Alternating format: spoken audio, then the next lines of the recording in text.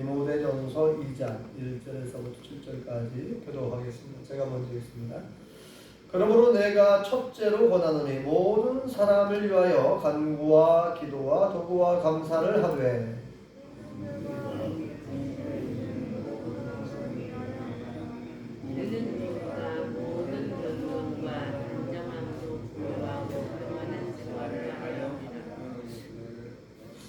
이것이 우리 구주 하나님 앞에 선하고 받으실 만한 것이니 하나님은 모든 사람이 구원을 받으며 진리를 아는 데에 이르기를 원하십니다. 하나님은 한 분이시요 또 하나님과 사람 사이의 중보자도 한 분이시니 곧 사람이신 그리스도 예수라.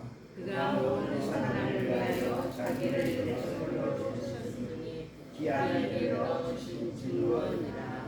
함께 읽겠습니다. 이를 위하여 내가 전파하는 자와 사도로 세움을 입은 것은 참말이요 거짓말이 아니니 믿음과 진리 안에서 내가 이방인의 스승이 되었노라. 아멘. 할렐루야. 하나님의 크신 복이 함께 하신 줄 믿습니다. 우리 옆사람 같이 사람 인사하시죠. 반갑습니다. 참 잘 나오셨습니다. 은혜 받읍시다. 네. 지금은 오늘은 대림절 세 번째 주일인데요. 대림절이라고 하는 절기는 대림, 예수님의 오심을 기다리는 절기다. 그런 뜻이에요. 예수님의 오심. 예수님께서 2022년 전에 이 땅에 오신 줄 믿습니다. 이게 예수님의 초림이라고 그러죠. 초림. 처음 초자를 써서 예수님께서 이 땅에 처음 오신 날, 그 날을 기념하여 우리가 명절을 지키는 절기가 있는데 무슨 날이라고 그러죠? 그 날을?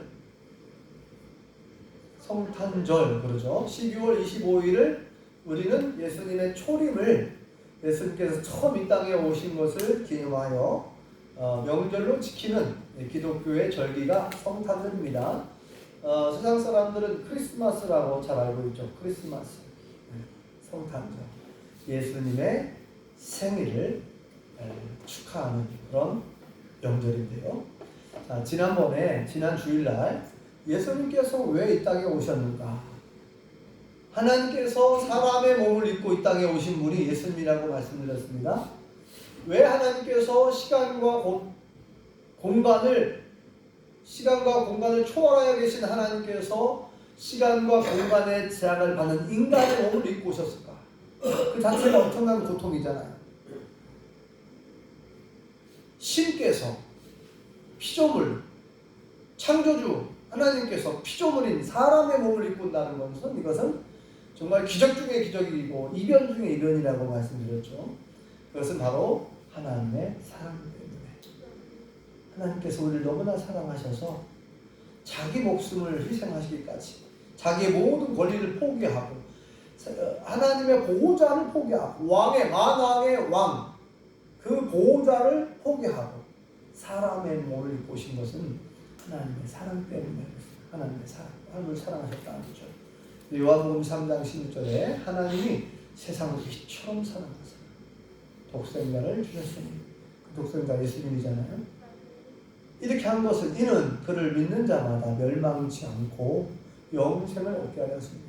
그 예수를 믿는 자마다 죄 사함 받고 구원받아서 지옥에 떨어지지 않고 천국에 가게 하시려고 하나님께서 그렇게 예수님을 보내주셨다.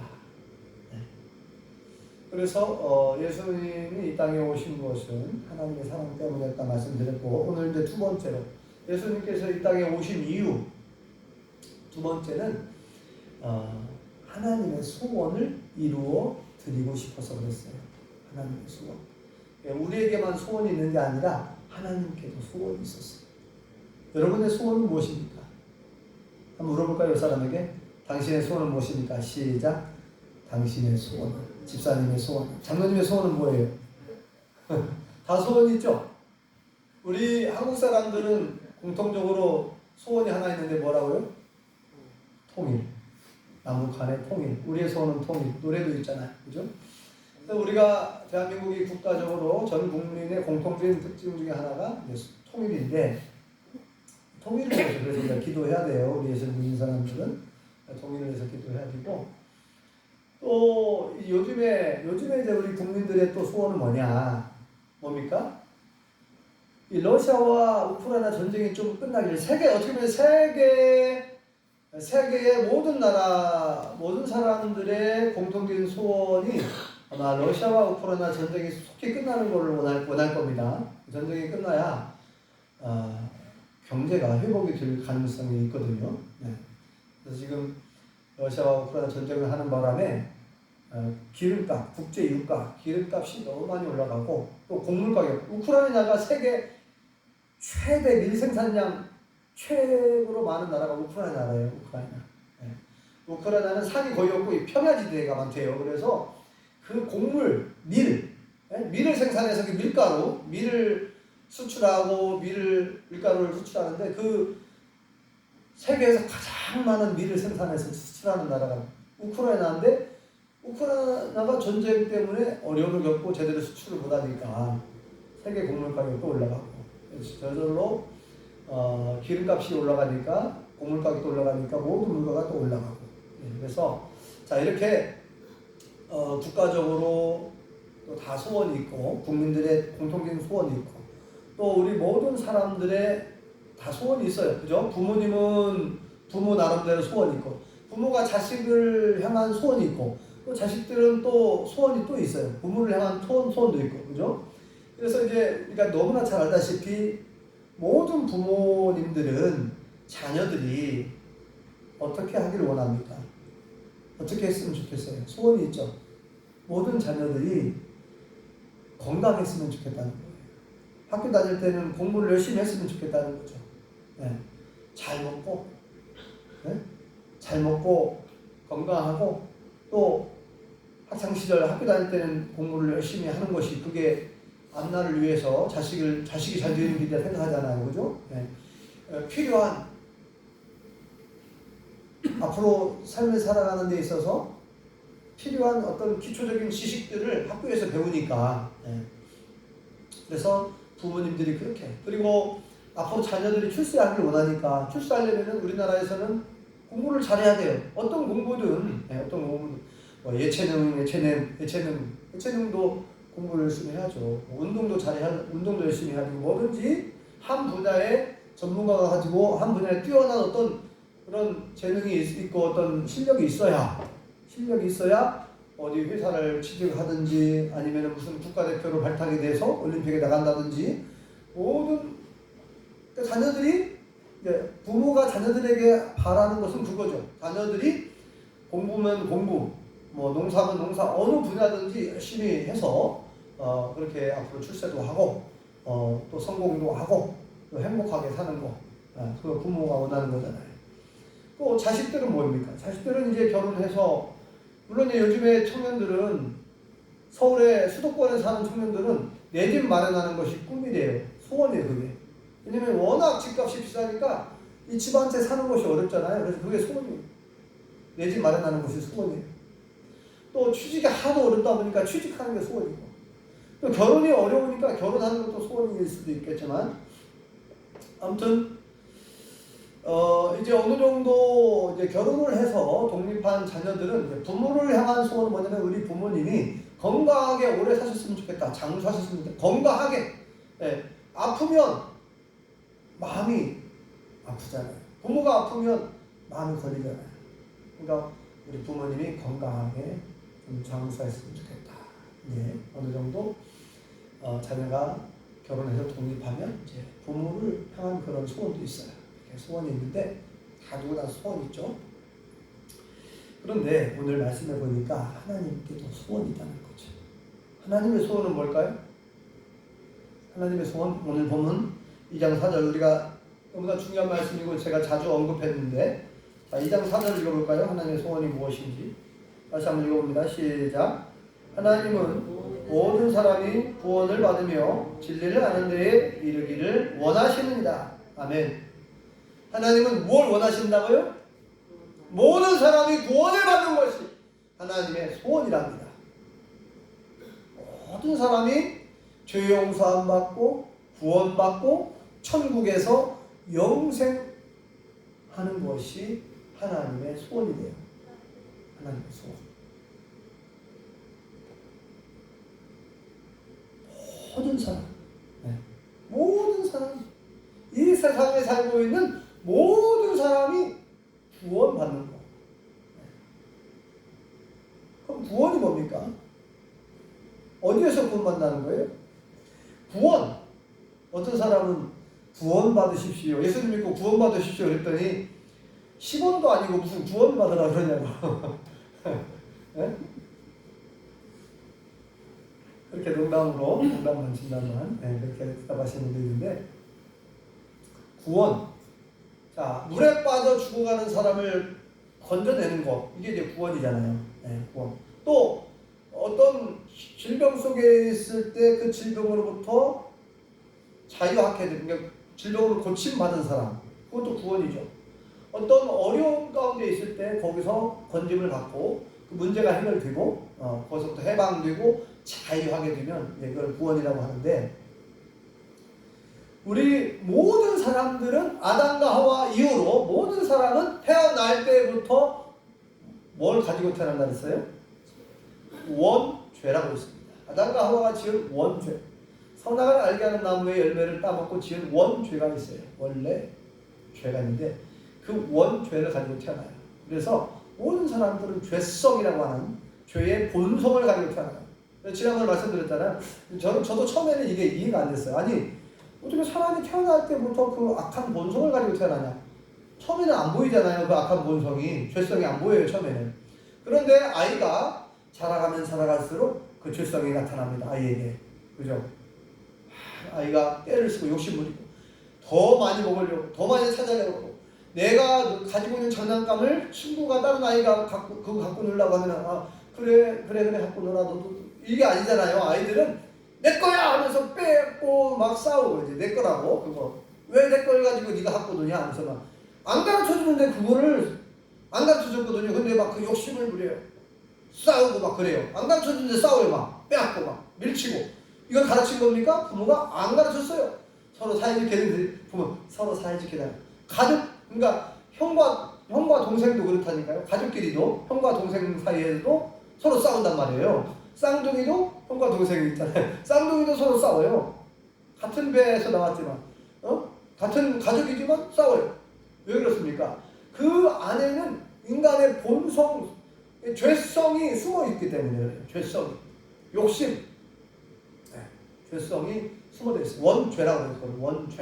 원죄의 본성들이 있어요. 그래서 이 원죄를 가지고 태어나고, 또 우리가 살아가면서 알게 모르게 죄를 짓습니다. 이걸 자범죄라고 해요. 스스로 짓는 죄. 나도 모르게 알게 모르게 죄를 지어요. 거짓말을 하고, 속이고, 신호등을 안 지키고, 또 남의 물건을 훔친다든지, 남을 욕을 한다든지, 남을 함부로 비난하고 비판한다든지, 눈에 안 보인다고. 우리가 알게 모르게 짓는 그 죄를 자범죄라고 그러는데, 그 자범죄가 우리에게 다 있어요. 누구든지 다 있습니다. 예수님은 뭐라고 말씀하시면, 심지어 속으로, 마음속으로 품은 죄, 그것도 죄라는 거예요. 마음속으로 속으로 생각한 나쁜 마음 품은 그것도 죄라는 거예요, 예수님께서는. 그래서 이 죄가 있으면 죄의 삭은 사망, 죽음이거든요. 그러니까 죄를 지게 되면 모든 사람은 죽게 되어 있습니다. 아담과 하와가 죽음을 맞이한 것처럼 모든 사람은 죽게 되어 있어요. 죽음으로 끝나는 게 아니라 그 죽은 다음에 지옥에 떨어져서 영원한 사망, 둘째 사망이라 영원히 죽습니다. 지옥에서 영원히 고통받는 거예요. 그래서 하나님께서 우리를 불쌍히 여기셔서 살아가시니까, 우리를 불쌍히 여기셔서 우리를 구원하시려고 2000년 전 독생자 예수님 보내주신 줄 믿습니다. 이 죄 문제를 해결해야 되거든요. 죄와 죽음의 문제 두 가지. 죄와 죽음의 문제, 모든 사람에게 해당되는 죄와 죽음의 문제. 여러분, 왜 사람이 죽습니까? 원래는 에덴 동산에 원래는 죽음이 없었어요. 근데 아담과 하와가 죄를 지었기 때문에 그 형벌로서 죽음이 온 거예요. 원래 사람은 원래는 죽지 않는 존재였어요. 그런데 아담과 하와가 범죄했기 때문에 하나님의 그 형벌, 죽음이 온 거예요. 그래서 두 가지 문제가 모든 사람에게 있는데, 죄 문제와, 첫째 죄 문제, 두 번째 죽음의 문제. 그래서 모든 사람은 죽는다 그랬죠. 그 정한 이치라고. 히브리서 9장 27절에 사람이 한 번 죽는 것은 하나님께서 정하신 것이요 그랬습니다. 하나님은 이제 모든 사람은 태어나고 한 번 태어나서 한 번 죽는다는 거죠. 언젠가는 죽어요. 죽음이 왔어. 왜 죽었느냐? 죄 때문에. 그래서 이 죄 문제와 죽음의 문제를 해결하시기 위해서 예수님이 오신 거예요. 왜요? 하나님은 모든 사람이 구원받는 걸 원하시니까. 예수님이 오셔서 우리의 죄 문제 해결하시고 죽음의 문제를 해결하려고 십자가에 못 박혀 돌아가신 줄 믿습니다.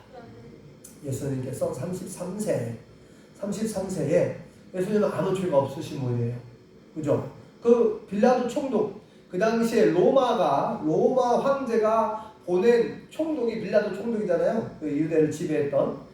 그 빌라도 총독이 재판을 해보니까 예수님은 사형에 해당할 만한 죄가 없어요. 무슨 뭐 감옥에 갈 만한 죄가 없어요. 아무리 샅샅이 뒤져봐도 죄가 안 나타나. 죄가 없어. 아무런 죄가 없다는 것을 빌라도 총독이 공개적 속상해서 얘기를 했잖아요.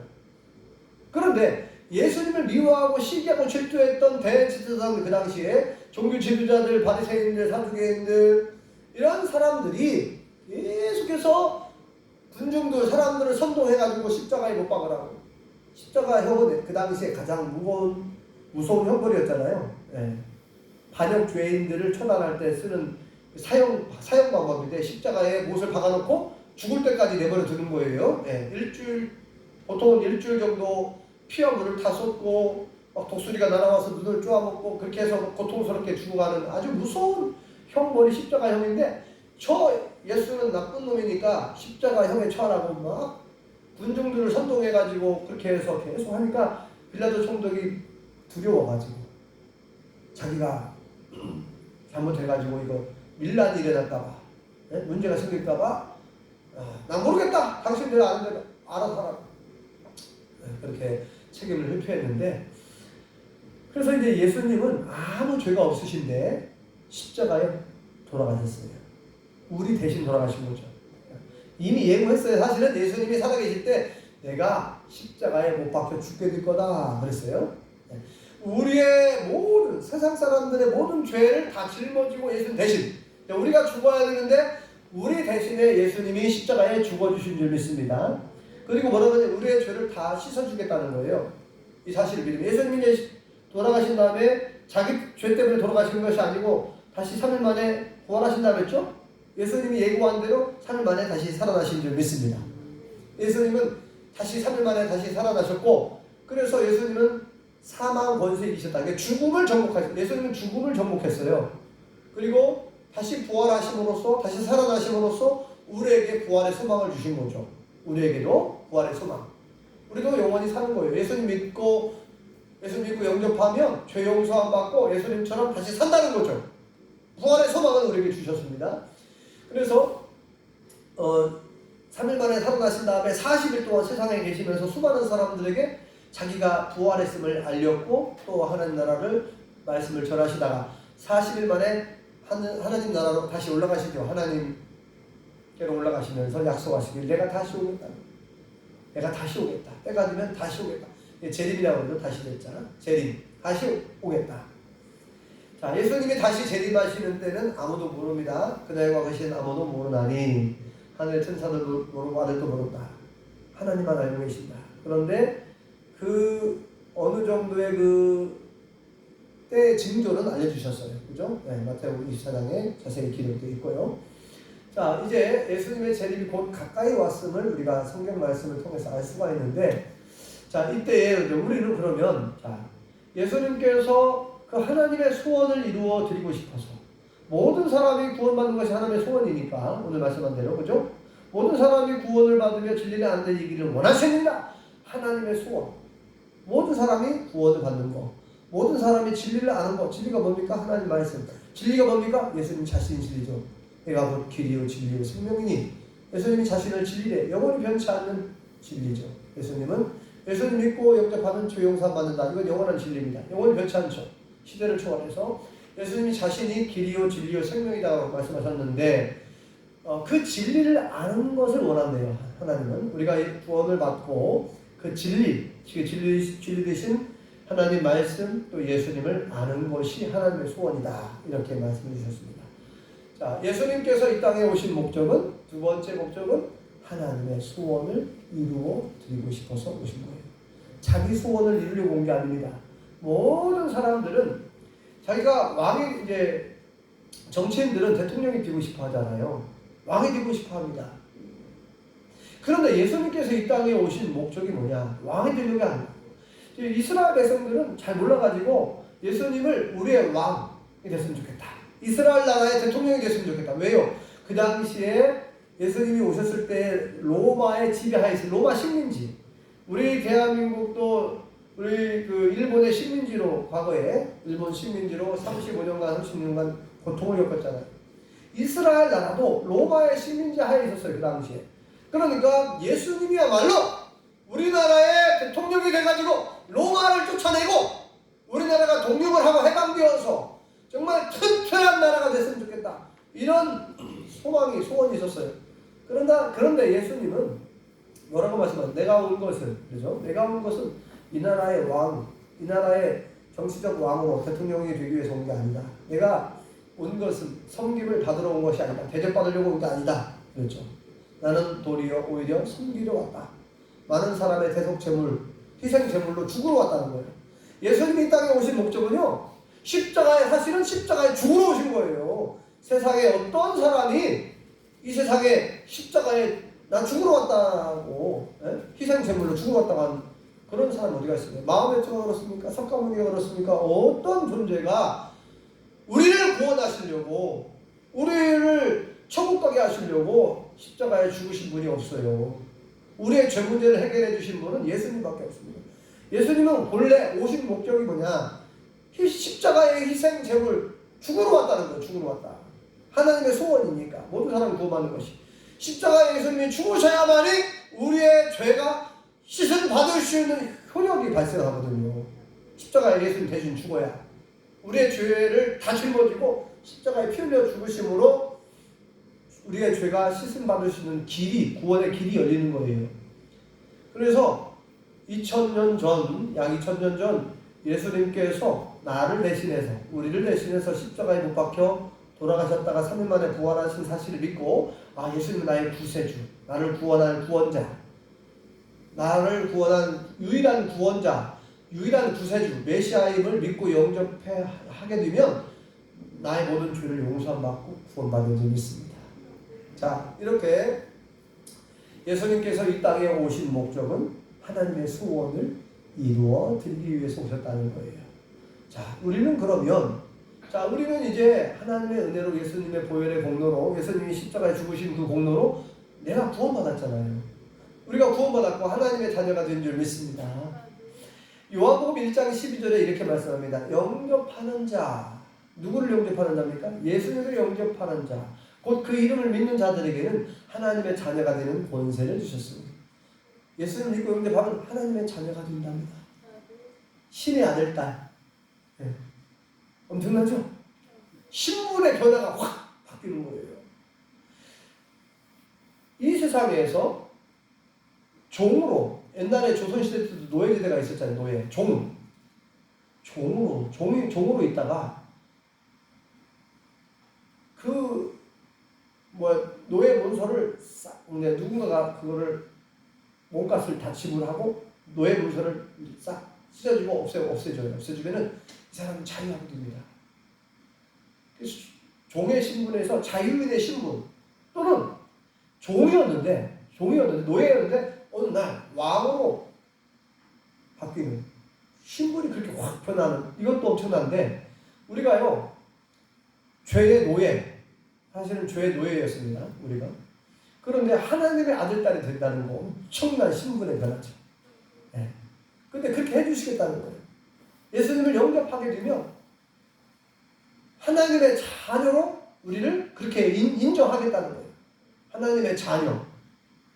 하나님의 자녀가 된다는 것은 신의 아들, 딸이 되는 것이고, 하나님의 백성이 되는 것이고, 하나님 나라의 천국에 들어갈 수 있는 자격이 주어지는 줄 믿습니다.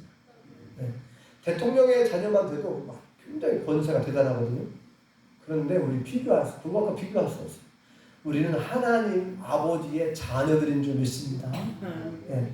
자, 하나님의 자녀가 되었어요. 그런데 여러분, 하나님의 왕의 아들 딸이 되어도 예?